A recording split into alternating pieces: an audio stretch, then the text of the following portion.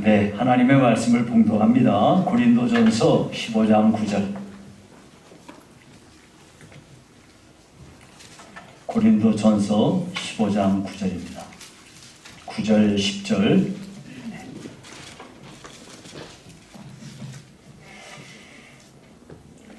고린도전서 15장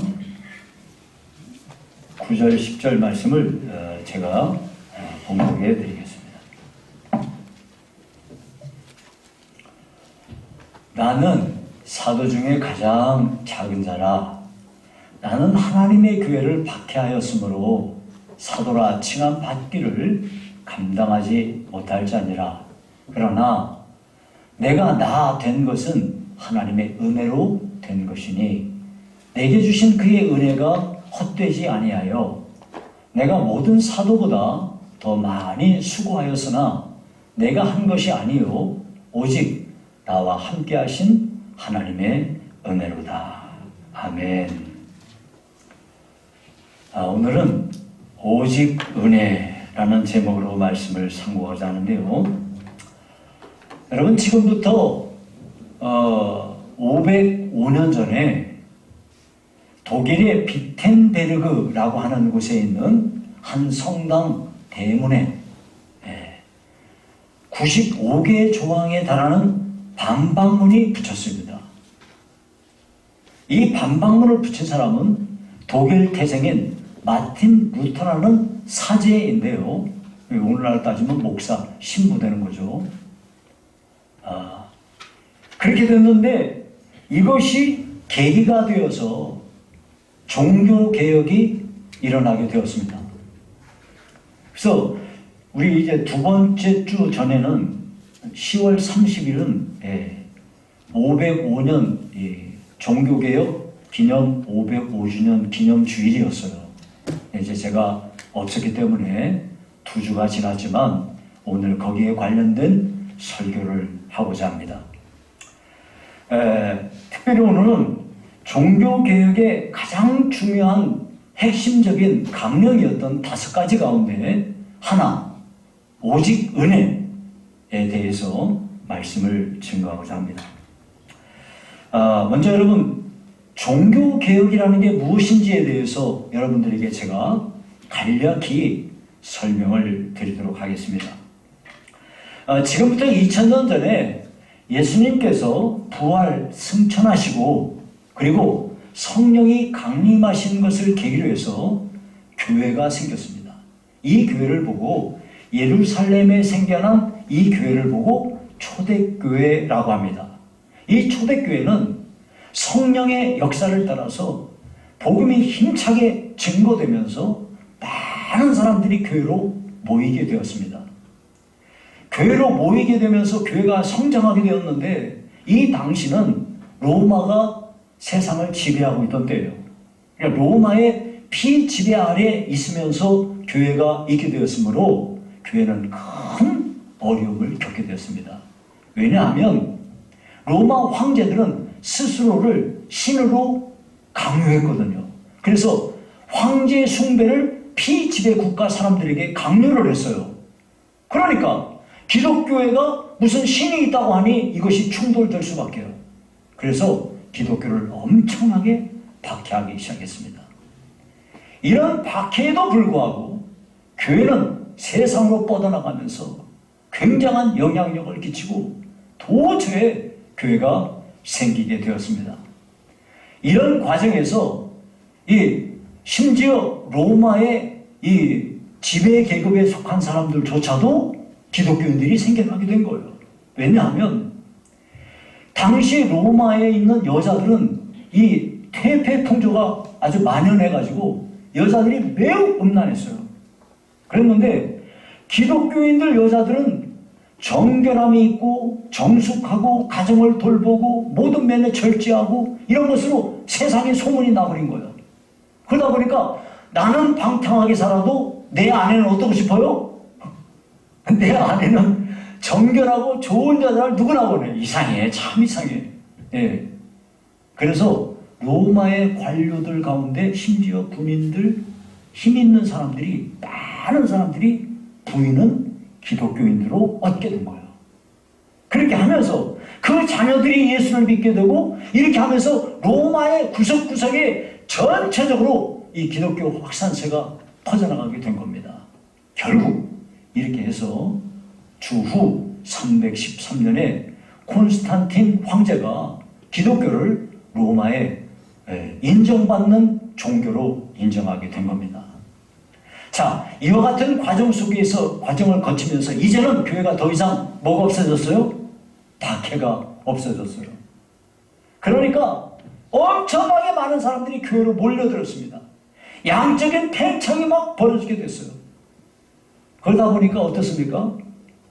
어중이 떠중이 전부 교회로 들어오다 보니까 예전에 박해받을 때 가지고 있었던 교회의 순결함과 거룩성은 사라져버리고 교회가 세속적으로 병들기 시작했어요. 어쨌든 많은 사람들이 교회로 몰려들다 보니까 교회가 힘이 생기게 되고 강력한 힘이 생기면서 교회의 수장이라고 일컬어졌던 교황이 권세를 쥐게 되었습니다. 이 교황의 권세가 하늘을 찌를 듯 했어요. 심지어 어디까지 왔냐면 세속적인 왕을 세울 때도 이 교황이 인정을 해줘야 왕이 되는 거야. 그러니까 천하의 모든 힘이 교황의 손안에 들어오게 된 거예요. 여러분, 역사를 보면은 한 사람에게 권력이 집중이 되면 반드시 타락함이 찾아와요. 많은 부정부패가 그 뒤에 있습니다. 마찬가지로 교회가 타락하기 시작하고, 여러분 제가 목사가 되기까지는 고등학교를 졸업하고 제가 9년을 더 공부하고 목사 안수를 받았어요. 저는 9년이 아니고 2년 더 했으니까 11년을 했어요. 저는 군수신학교를 2년 더 다녔으니까. 그 2년을 빼버리더라도 저는 9년을 공부하고 목사가 됐어요. 그런데 이 당시에 사제들이 되려면 돈만 주면 사제가 되는 거예요. 소위 교회 안에서 매관 매직이 벌어졌어요. 얼마나 교회가 타락했으면 이런 일이 벌어지게 된 겁니다. 이 정도까지 타락했는데 거기에 불을 붙이는 사건이 벌어졌는데, 로마에 가면은 베드로 성당이 있어요. 굉장히 큽니다. 근데 그 성당을 지을 때 돈이 뭐 한두 푼이 듭니까? 천문학적인 돈이 들어가니까 이 재정을 어떻게 조달할까 해가지고 낸 아이디어가 면죄부 혹은 면벌부라고 하는 것을 팔게 된 겁니다. 여러분이 면죄부, 면벌부라는 게 뭐냐면 이 카톨릭 교회에는 우리하고 다른 교리가 있어요. 연옥교리라는 건데 사람이 죽으면 천국과 지옥을 가는데 천국과 지옥을 가는 중간 단계에 연옥이라는 것이 있다는 거예요. 이 연옥이라는 것에 누가 가냐면 사람이 살다가 예수를 믿으면 죄를 용서받는데 용서받지 못한 남은 죄가 있다는 거예요. 그 남은 죄에 대한 죄값을 치러야 되는데 연옥에 가서 거기서 죄값을 죄에 대한 그 남아있는 죄에 대한 벌을 받아야 되는데 이 벌을 받아야 되는데 면죄부, 면벌부를 사게 되면 죄를 용서받고 남은 벌을 받을 것이 용서가 되면서 천국에 간다는 거예요. 이렇게 주장하면서 면벌부를 팔기 시작했어요. 그래가지고 심지어 이 사람들이 뭐라고 주장을 했냐면 이런 주장을 했어요. 돈꾀 쨍그렁 하는 소리가 들리는 순간 연옥에서 고통받던 영혼이 천국으로 간다는 거예요. 심지어 면죄부를 사게 되면 성모 마리아를 성폭행한 사람도 용서를 받는다는 거예요. 이거 광고를 낸 거예요. 광고. 이야, 정말 말도 안 되는 사기극이 벌어지기 시작한 거죠. 이렇게 하면서 사람들한테 이걸 팔아대고 하니까 그렇지 않아도 이 교회가 타락한 것에 대해서 반발하면서 많은 이 개혁가들이 이 목소리를 내고 그렇게 했는데, 심지어 종교개혁이 일어나기 100년 전에 존 후스라는 사람은 교회에 대해서 반기를 들었다가 화형을 당했습니다. 그러고 나서 100년이 지나서 교회가 나아진 게 아니라 면죄부를 파는 정말 말도 안 되는 악을 행하게 된 거예요. 그래서 마틴 루터가 여기에 대해서 이 면죄부를 팔면 안 되는 것에 대한 95가지의 반박문을 이 성당 정문에 붙여놨던 거예요. 이것이 봉화가 되어가지고 그 당시에 쿠텐베르그에 의해서 이 인쇄술이 막 발달했거든요. 이것이 삽시간에 막 확 세상으로 퍼져버리니까 거기서 종교개혁의 불씨가 일어나고 오늘날 우리 교회가 속한 개신교회가 나오게 된 거예요. 여러분, 일반적으로 교회 그러면요, 우리 같은 개신교회를 말해요. 여기에 반해서 천주교회, 성당이라고 그러죠? 성당, 천주교회, 천주교, 카톨릭이라고 말하잖아요. 그 교회가 있어요.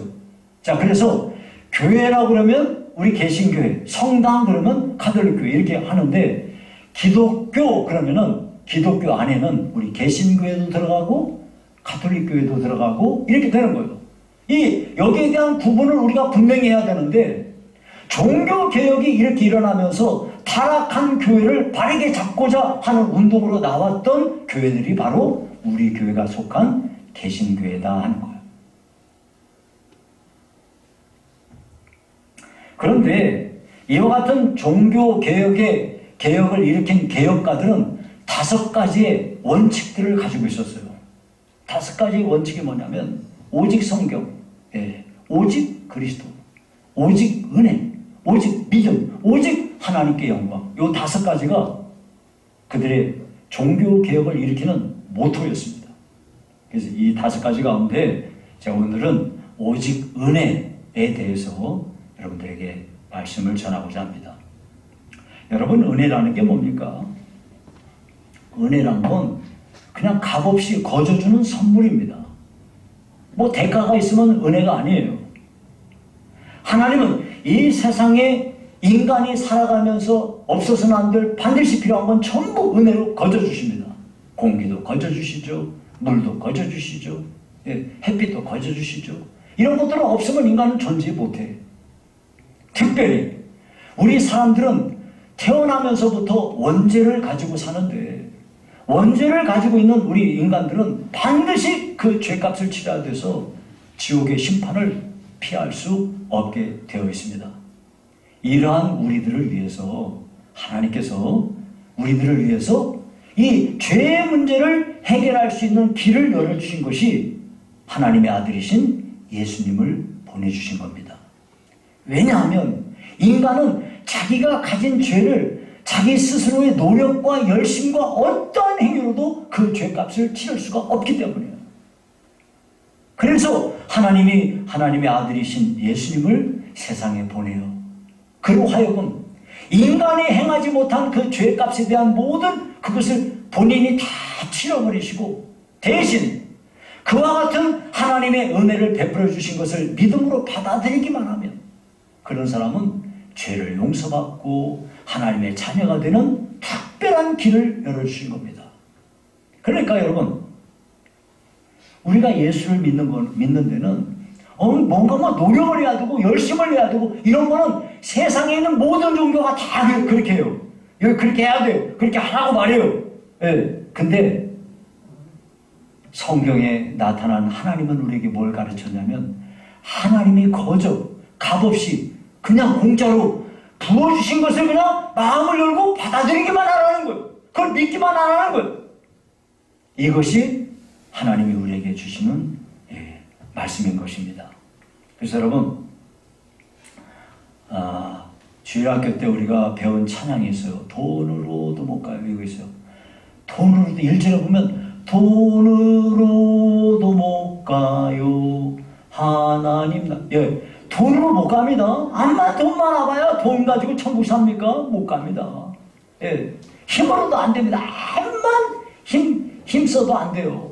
힘이 헤라클레스, 삼성같이 힘세도 그 힘 가지고 천국을 뺏어내지 못합니다. 2절에 보니까 벼슬로도 안 됩니다. 세상의 높은 직위, 그 권세, 그걸 가지고 천국을 얻을 수 없습니다. 지식으로도 안 됩니다. 암만 공부를 많이 하고 학식이 뛰어난 학자라 할지라도 자기가 가진 지식 가지고 천국에 갈 수 없습니다. 어여뻐도 안 됩니다. 어여쁘면, 예쁘면요, 세상에서 유익한 점이 많죠. 근데 그것 가지고 천국 못 갑니다. 마음 착하면 어떻습니까? 저 사람은 법이 없어 살아. 정말 마음이 착해. 저런 사람 처음 봤어. 암만 마음 착해도 그것 가지고 천국 갈 수 없습니다. 그것 가지고 죄 용서되는 게 아니에요. 하나님은 이러한 죄인들, 정말 아무런 인간의 노력으로도 되지 않는 이런 죄인들을 위해서 자기의 하나밖에 없는 아들을 세상에 보내주시는 은혜를 베풀어 준 겁니다. 이 은혜를 내가 믿음으로 받아들이기만 하면 되는 거예요. 그래서 어떤 사람들이 막 예수 믿는 게 그렇게 쉬워? 정말 쉬워요. 정말 쉬워요. 예수님 믿는 건 정말 쉬워요. 그게 너무 쉬워가지고 안 믿는데요. 그렇게 쉬우면 난 안 믿는다. 그런 게 아니에요. 하나님이 베푸신 그 은혜는 말로 다 할 수 없는 거예요. 여러분, 하나님이 공짜로 주시는 공기가 너무나 귀한데, 나 공짜로 주는 거 싫어. 공기 싫어요. 공기 싫으면 어디 갑니까? 그래서 여러분, 오늘 본문에 보니까 바울 사도가 자기가 받은 하나님의 은혜에 대해서 간증하는 거예요. 여기 보니까 9절에 그랬어요. 나는 사도 중에 가장 작은 자라. 왜? 나는 하나님의 교회를 박해하였으므로 사도라고 칭은 받기도 난 정말 부끄러운 사람이다. 여러분, 바울 사도의 유대식 이름은 사울이에요. 이 사울이 극도로 이 사람은 교회를 싫어한 사람이에요. 스데반이 순교를 당할 때 사람들이 그냥 막 아주 돌 들어서 스데반을 돌로 쳐서 죽일 때 이 사울의 앞에 옷을 맡겨놓고 돌을 던질 지경이었으니 이 사람은 정말 그런 일에 앞장선 사람이에요. 수많은 사람들을 잡아다가 옥에 가두고 심지어 죽는 일까지도 그런 일을 했으니 얼마나 이 사람이 교회에 피해를 줬습니까? 이런 자가 다메섹 도상에서 부활하신 주님 만나가지고 변화받아 새 사람이 되어서 교회의 핵심적인 멤버가 되고 교회를 세우는 주역이 되었으니 참 잘한 건 잘한 거죠. 하지만 본인 입장에서는 나는 교회를 박해한 사람인데 나 같은 사람이 사도라는 이름을 받기조차 부끄러운 사람이다. 그렇게 고백하고 있는 겁니다. 사실 바울 사도는요, 정말 엄청난 사람이었어요. 많은 지역을 다니면서 복음을 전했습니다. 복음을 전하다 보니까 하나님이 막 이를 통해서 기적을 일으키는데 귀신 쫓겨나가지, 병든 사람이 고침을 받지, 심지어 죽은 사람도 살아나지, 어마무시한 일들을 했어요. 이러다 보니까 바울 사도는 다른 사람이 경험해보지 못한 신비한 것들을 많이 체험을 했어요. 그런 중에도 이런 사람이 몸에 이거 불치병 같은 게 있어가지고 세상에 남들은 기도하면 고쳐주고 뭐 이런 기적을 막 나타낸 사람이 본인의 몸에는 병이 있는 거야. 그러니 얼마나 괴롭겠어요. 그래서 하나님께 3번을 기도했는데 하나님이 응답하시기를 이렇게 응답했어요. 내 은혜가 거기 나오죠? 내 은혜가 내게 족하도다. 이는 내 능력이 약한 데서 온전하여 짐이라. 여러분, 이게 무슨 말이에요? 나도 보세요. 내 은혜가 네게 족하다. 이 말은 너 아픈 거 지금 아픈 거 그건 은혜야. 왜냐하면 네가 그 아프고 어렵고 힘들기 때문에 나를 더 많이 의지했잖아. 나를 더 많이 의지하니까 너를 통해서 내가 큰 일을 이루고 기적도 나타나고 수많은 역사가 일어났던 거 아니야 하고 하나님이 말씀해 주신 거예요. 이처럼 바울 사도는 자신을 통해서 일어난 모든 사역의 열매가 순전히 하나님의 은혜라고 그렇게 고백하는 거예요. 그래서 10절에 그러나 내가 다 된 것은 하나님의 뭐로 된 것이라? 은혜로 된 것이니 내게 주신 그의 은혜가 헛되지 아니하여 내가 모든 사도보다 더 많이 수고하였으나 진짜 수고 많이 했어요. 매도 많이 맞고 감옥에도 많이 들어가고 온갖 어려운 일들을 다 겪었어요. 하지만 내가 한 것 아니다 이거. 오직 나와 함께 하신 하나님의 은혜로다 그랬어요.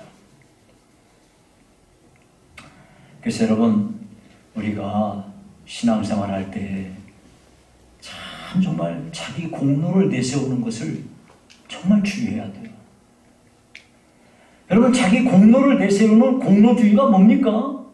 공로주의라는 건 이런 거예요. 내가 하나님의 뜻대로 살겠다. 그러면서 내가 애쓰고 내가 노력하고 내가 열심히 하면 되는 거야. 그래서 하나님의 나라의 일을 내가 성취하는 거야. 하나님을 기쁘시게 하기 위해서, 하나님 마음에 들기 위해서, 하나님께서 하나님의 이루신 그 뜻을 내가 성취하기 위해서 시간을 쪼개고 잠을 줄여가면서 성경 읽고 교회 봉사하고 힘을 다해서 헌금하고 이런 거 얼마나 중요한 일이에요. 잘하는 일이죠. 그런데 이렇게 하기 위해서 내가 노력하고 내가 애쓰고 내가 힘을 쓴다고 한다면 결국 내가 주인공이죠. 주인공이 나야. 반면에 여러분이 잘 보세요. 요한복음 15장을 여러분이 보시면 거기에 포도나무와 가지의 비유가 나와요. 이 비유는 우리가 예수를 믿고 신앙생활을 할 때 공로주의를 하면 안 된다는 거, 오직 하나님의 은혜로 살아야 된다는 걸 잘 말씀하고 있어요. 거기 보시면 여러분 예수님은 포도나무라고 그랬어요.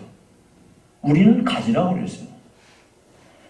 이 주인된 주님의 모든 관심은 열매에 있어요. 열매. 그러면 가지된 우리가 열매를 맺으려면 내가 열매를 맺기 위해서 내 가지를 깨끗하게 하고 어디다가 씻어주고 바람을 잘 맞아주고 햇빛을 잘 받아주고 내가 그렇게 합니까? 가지는요 딱 한 가지만 하면 돼요. 나무에 붙어만 있으면 돼요. 가지가 노력한다고 해서 열매가 맺히는 게 아니고 가지는 그냥 나무에 붙어만 있으면 돼요. 이게 무슨 얘기입니까? 가지된 우리가 무엇인가 애를 쓰고 노력하고 힘쓴다고 해서 하나님의 일을 이루는 게 한 가지도 없어요. 그저 우리가 하는 일은 주님과 붙어서 주님과 기도하고 주의 말씀에 귀를 기울이고 하나님의 뜻이 무엇인지를 알고 그 뜻대로 한 걸음 한 걸음 순종하며 나가는 것, 이렇게 살아가는 것이 하나님의, 그렇게 살다 보면 나도 모르게 꽃이 피고 나도 모르게 열매가 맺히고 이렇게 되는 거지, 내가 막 뭘 하려고 해서 되는 게 아니라.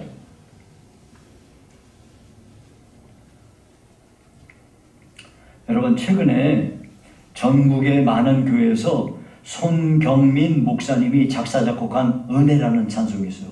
그래서 여러분들도 알기 때문에 한번 같이 불러봅시다. 예, 소리내서 같이 불러봅시다. 예.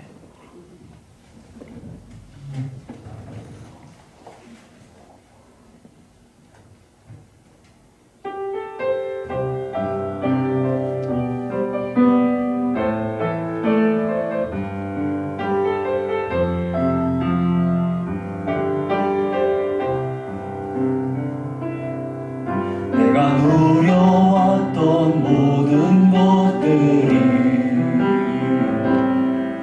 내가 지나왔던 모든 시간이, 내가 걸어왔던 모든 순간이 당연한 것 아니라 은혜여서 아침 해가 뜨고 저녁에 노을, 봄의 꽃향기와 가을의 열매, 변하는 계절의 모든 순간이 당연한 것 아니라 은혜여서 모든 것이 은혜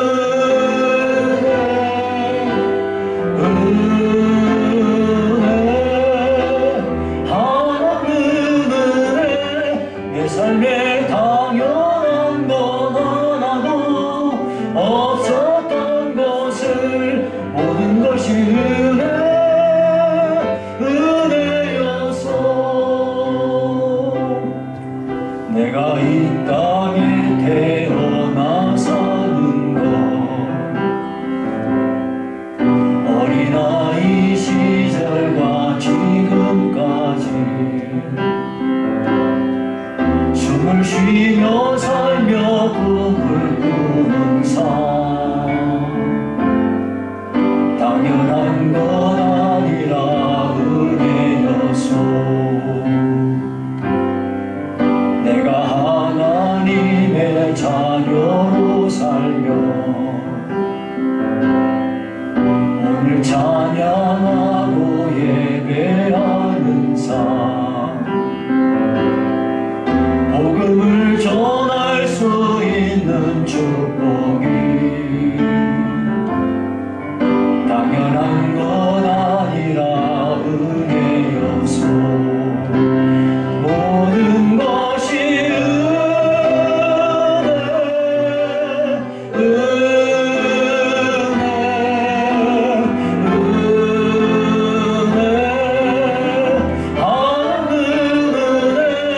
내 삶에 당연한 건 하나도 없었던 것을 모든 것이 은혜여서.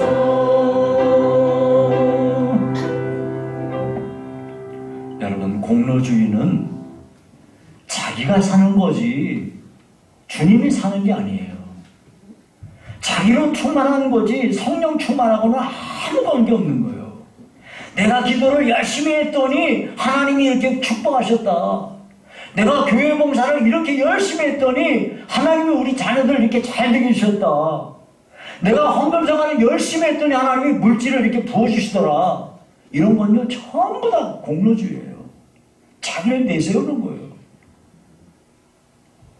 이런 식으로 믿고 말하고 행동하는 거 정말 조심하셔야 돼요. 공로주의는요 복음도 아니고 하나님이 가르쳐 주신 것도 아니고 이런 거는요 사탄이 써먹는 술책이에요. 우리는 물론 열심히 기도해야죠. 열심히 성경도 읽고 교회도 봉사 열심히 해야죠. 힘을 다해서 해야죠. 헌금도 열심히 하셔야죠. 예. 그런데 이런 것 하나하나가 정말로 그것이 나의 공로가 되어서는 안 된다 이거예요. 결국 하나님이 기도하게 하신 것도 하나님 은혜 주니까 기도도 하는 거고, 교회 봉사도 하나님 은혜 주니까 교회 봉사도 하는 거예요. 헌금요? 아무나 헌금 못해요. 여러분 10,000원 헌금이요? 절대 쉽지 않아요. 10,000원 헌금 한번 걸지않다 한번 10,000원 줘봐요. 안 됩니다 여러분. 근데 우리는 그보다 100배를 더해요. 왜 그럽니까? 하나님 사랑하니까 우리가 그렇게 하는 거예요.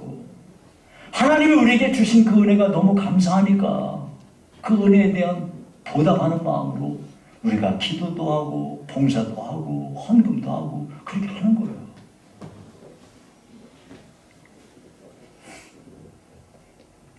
여러분, 우리는 하나님께서 부어주신 은혜에 감사하고 감격하면서 그 은혜에 잘 보답하겠다 이런 마음 가지고 신앙생활 하시기 바랍니다.